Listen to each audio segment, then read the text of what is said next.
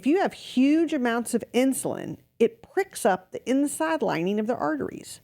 And when you prick up the inside lining of the arteries, the body has to try to patch that up. It patches it up with plaque. So that starts the process for heart disease. So insulin itself, even when the A1C is normal, is not a good thing. Well, why do you have insulin? Well, you have to have insulin when you eat too many carbohydrates.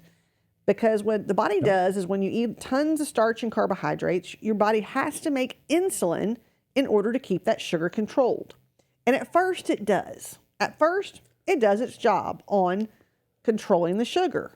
But at the same time, it stores fat. You know, one of the problems that we see today, because like I said, we do a lot of lab work, and pretty much every lab work that we do on a patient, we're always going to check that insulin. When we check the blood sugar, for instance, we're going to check that hemoglobin A1C, the fasting blood sugar, and then we're going to check the insulin, fasting insulin.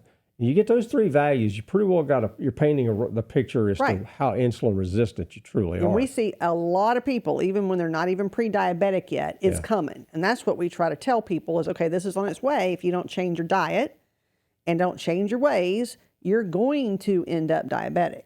So that's what we're trying to help people with here is to realize what it's coming from and how you can make changes